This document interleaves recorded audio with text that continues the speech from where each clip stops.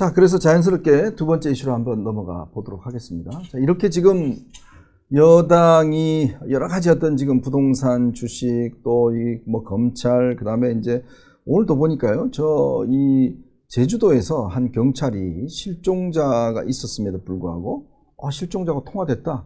그리고 이걸 신고를 무시해서 이게 꽤 문제가 되더라고요. 이게 이제 아마 앞으로 경찰이 이제 어떤 사건을 암장할 수 있다는 뭐 그런 또 하나의 또 사례가 돼서 지금 아마 이 제주도 쪽에서는 문제가 되는 것 같은데, 어쨌건 이렇게 지금 사실 야당 입장에서 보면 호재가 막 능굴치에 둘러오는 거 아닙니까? 그렇죠. 그러면 국민들은 야당을 쳐다볼 거 아니에요.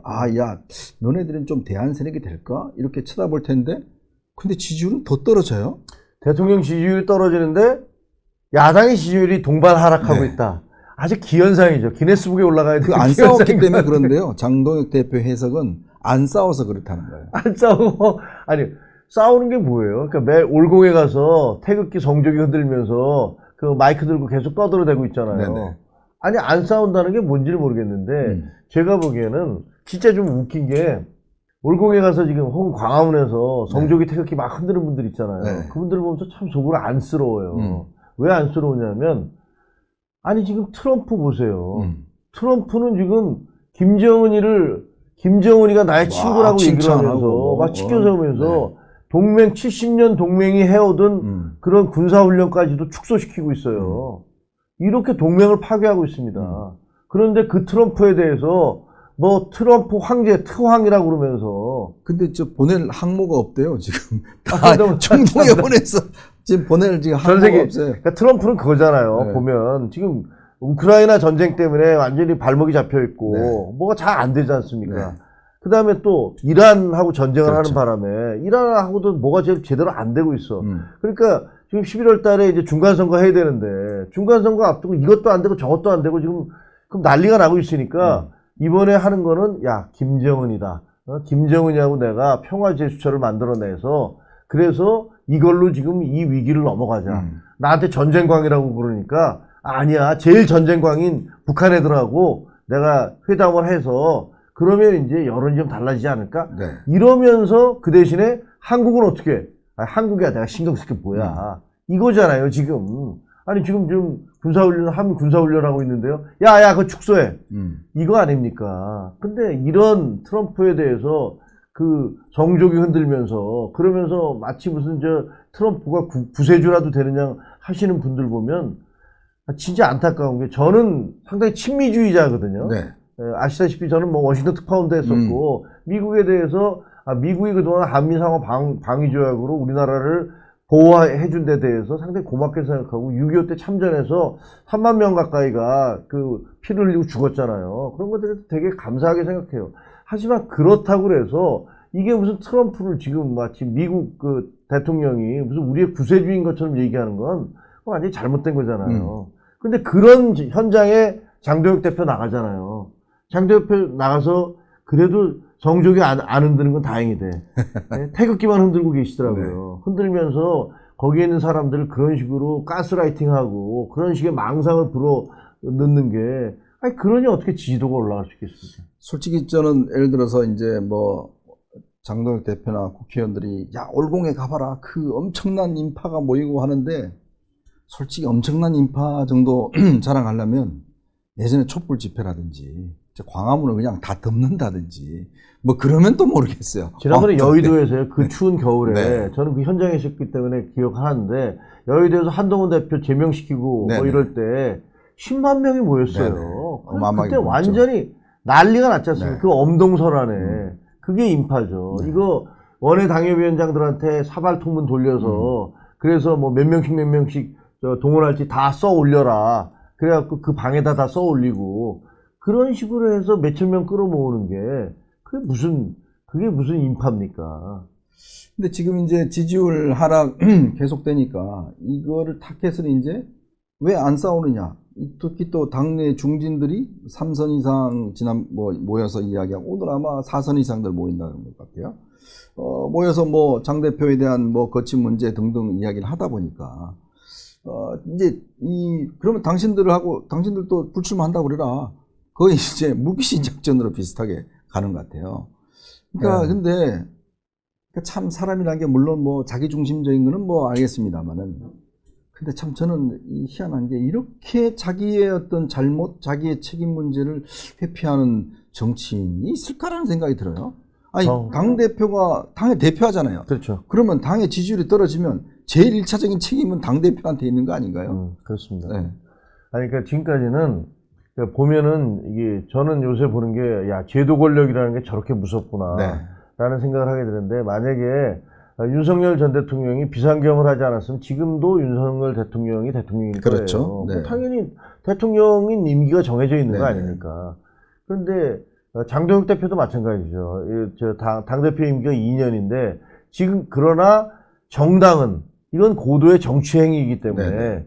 그 선거에서 지면 민심의 심판을 받는 선거에서 지면 알아서들 당대표들이 죄송합니다. 당원 여러분 죄송합니다. 국민 여러분 제가 무능했습니다. 라고 얘기가 물러나왔던 거잖아요. 그렇죠. 그렇게 네. 계속 물러나왔는데 지금 장동혁 대표는 전혀 그럴 생각이 없다는 거 아닙니까? 네, 네. 그러니까 제도가 마련한 자기의 권력을 가지고 그걸로 칼을 휘두르고 있는 거잖아요. 아니 지금 지방선거에서 우리가 17개 중에서 12개 광역단체장을 갖고 있었는데 이게 4개로 쫄아들었잖아요. 근데도 진 게 아니라고 그래요. 거기다가 지금 지지 않은 가장 대표적인 이유로 서울시장. 서울시장은 오세훈 시장은 장동혁 대표 오지 말라고 도망 다녔잖아요. 그렇죠. 그리고 지금 이긴 게 뭐가 있습니까? 따지고 보면 그런 식으로 하는 거는 대구 경북하고 경남밖에 없잖아요. 뭐 경북은 뭐 그건 그냥 되는 거고. 그 대구 경북이야 뭐 대구죠. 그런 거고. 네. 그다음에 그것도 이제 박근혜 전 대통령이 또 막판에 와서 그렇죠. 그 지역을 돌아다녔기 네. 때문에 그런 거고. 그다음에 경남도 뭐 거의 가지 않았대. 부산시장은 열심히 장동혁 네. 대표 갔지만 경남은 거의 가지 않았잖아요. 그리고 서울시장은 아예 도망 다녔고. 그런데도 예를 들면 평택을에서 유이동 의원이 당선이 됐어요. 근데 그거 굉장히 대단한 거죠. 조국과 김용남 둘 다 꺾고 됐습니다. 그리고 북갑에서는 그 한동훈 전 대표가 네. 됐고.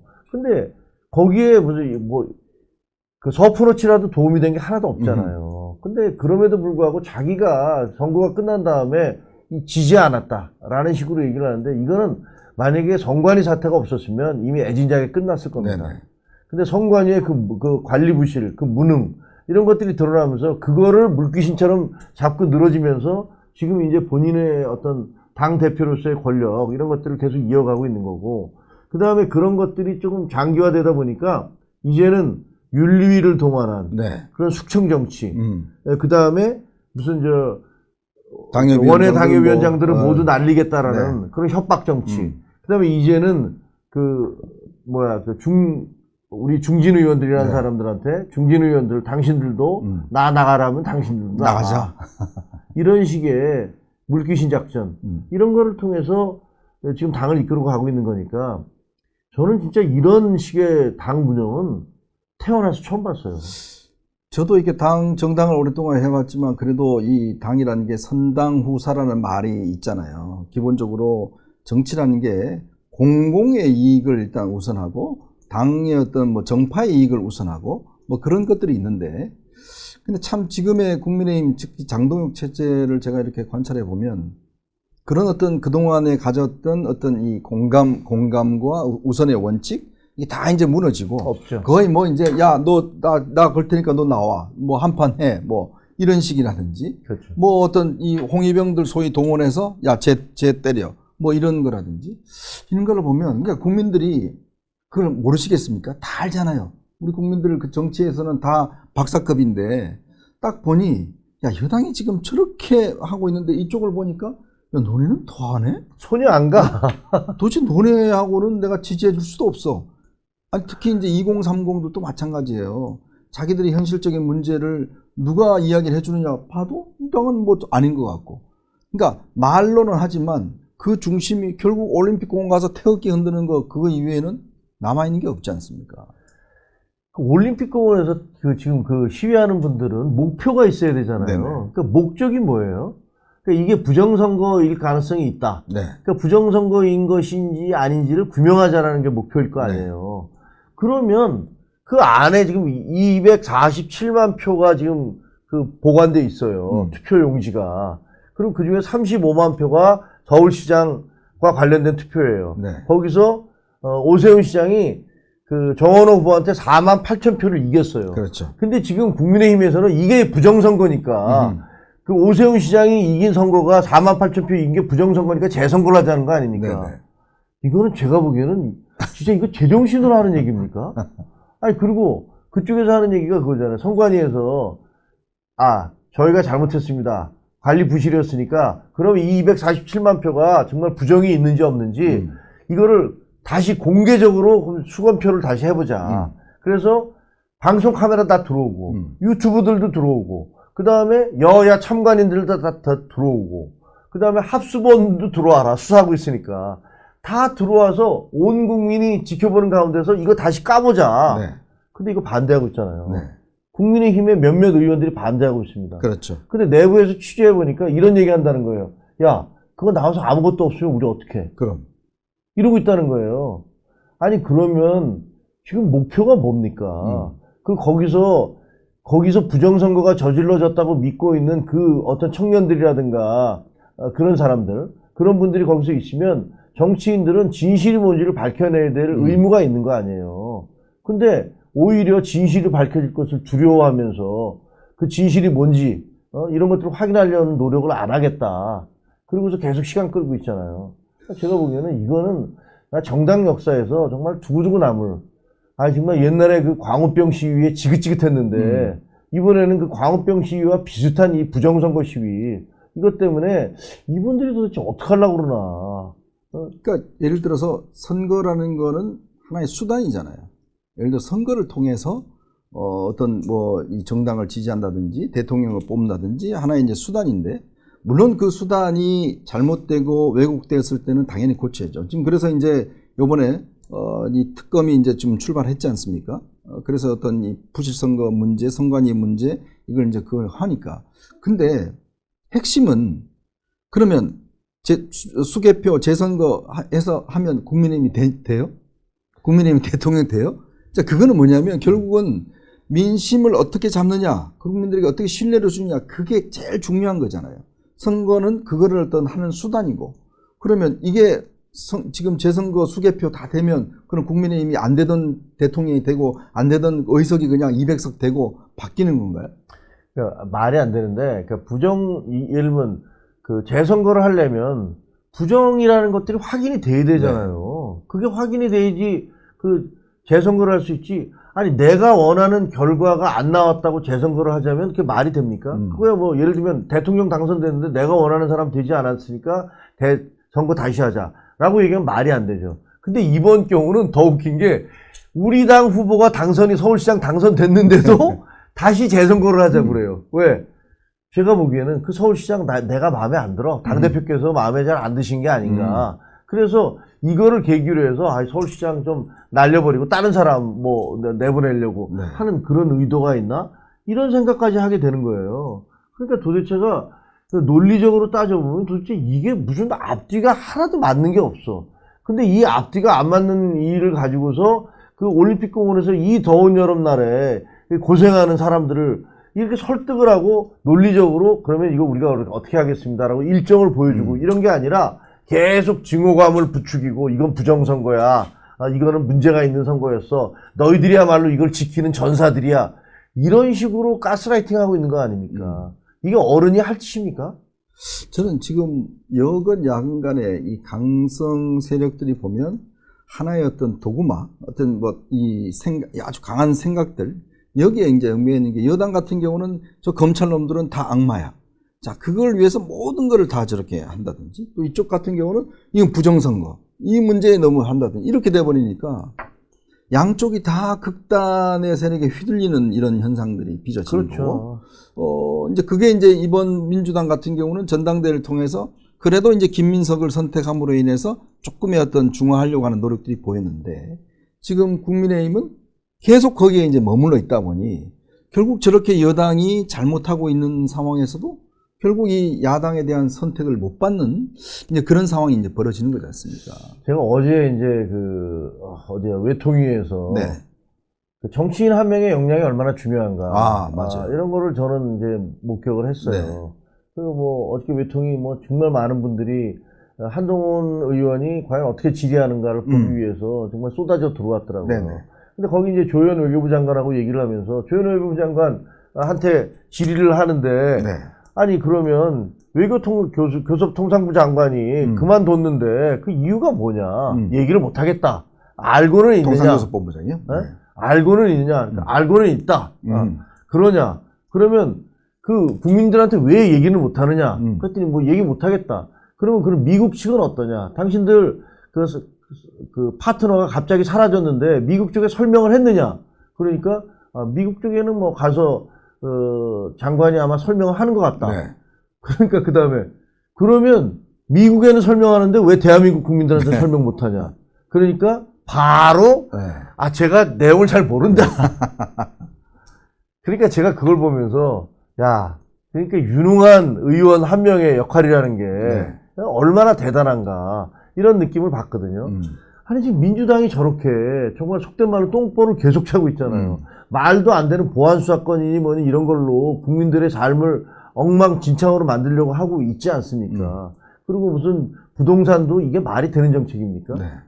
주가도 주식시장도 마찬가지고. 좀 저는 정말 우리 국민연금 도대체 얼마나 쏟아붓고 저게 어떻게 관여를 했는지 국민연금을 통해서 혹시 주식시장을 부양시키거나 뭐 이런 노력을 했던 건지 예를 들면 그 위기 상황마다 이재명 전 대통령의 지지도를 올리기 위해서 혹시 국민연금이 또 들어가서 선거가 주식시장 있으니까. 올린 거 아니냐 이런 것들 다 청문회 해야 돼요. 그리고 사실 이거 특검도 해야 되거든요. 우리 세금 아닙니까? 우리의 미래 아닙니까? 근데 그런 것들 전부 다 따지고 들어가서 공격을 해야 되는데 당대표 올공 가갖고 이거 정말 몇십 번 갔다면서요. 가서 이거 흔드시느라고 정말 우리가 해야 될 공격을 제대로 못하고 있는 거 아닙니까? 그러니까 이거 보면 무슨 싸우지 않아서 징계를 하겠다. 제일 안 싸우는 사람이 장도혁 대표 아닙니까? 이게 싸움이란 게 상대방이 아파야 잘 싸우잖아요. 그렇죠. 상대방이 일단 하나도 안 아픈데 그게 싸웠다고 이야기할 수 있어요? 어제 사실 저희 문화일보 이 유튜브에서 이제 어제 한동훈 의원 국회 장면들을 했는데 그게 뭐 조회수가 아주 그냥 대박 났습니다. 어제. 그렇다면서요. 7만, 10만 네. 뭐 이렇게 갔다며요. 그러니까 결국 그 이야기는 뭐냐면 국민들이 자기들이 하고 싶은 이야기, 자기들이 궁금해하는 이야기를 정치인들이 그거를 캐물어주고 또 대안을 제시해 주는 거. 그게 정치잖아요. 그렇습니다. 그러니까 그러면 그 정치인에 대한 호감도 가지고 또 지지도 올라갈 거 아닙니까? 그렇습니다. 아까 우리 김종혁 최고도 이야기하셨지만 지금 국민들이 하고 있는 많은 어떤 이 현실적인 어려움들, 고민들 이걸 국회의원들이 대신 따져주고 뭐 해주고 그게 진짜 잘 싸우는 거 아닌가요? 그렇습니다. 아니 말하신 대로 아파야 되잖아요. 네. 근데 보면 이게 좀 웃긴 게 민주당 패널들이 장도혁 대표 우리의 전략 자산이다. 계속 있어줘라. 네. 고맙다. 이런 얘기하고 있잖아요. 이게 뭡니까? 그리고 야 한동훈은 어떻게든지 막아야 돼. 네. 이런 얘기하고 있지 않습니까? 그러면 도대체 누가 잘 싸우는 겁니까? 네? 한쪽은 전략 자산이라고 가서 그래 당신은 계속 올림픽 공원 가서 그 태극기 정조기 뭐 물결 속에서 그거 계속 마이크 잡고 그 얘기하고 계세요. 네. 이런 얘기하면서 한쪽은 야 쟤 못 들어오게 해야 돼. 쟤 들어오면 우리 힘들어져. 이런 얘기하면 누가 잘 싸운지는 정말 너무 불보듯 뻔한 거 아닙니까? 그러니까 요즘 돌아가는 걸 보면 도대체가 아니 이게 도대체 흑과 백이 너무나 명백한데 네. 까만 걸 하얗다고 하고 하얀 걸 까맣다고 하고 이게 조지 오웰에 나오는 1984년 뭐 그런 세상 아니잖아요. 그렇죠. 너무 말이 안 되기 때문에 누구라도 목소리를 높여야 된다. 그래서 저는 뭐가 됐든 간에 이거는 아니다. 분명히 목소리를 내야 되고 저는 뭐 이현정 앵커도 열심히 그 역할을 해주고 있어서 감사하게 생각하는데 세상이 이렇게 가면 안 되죠. 네.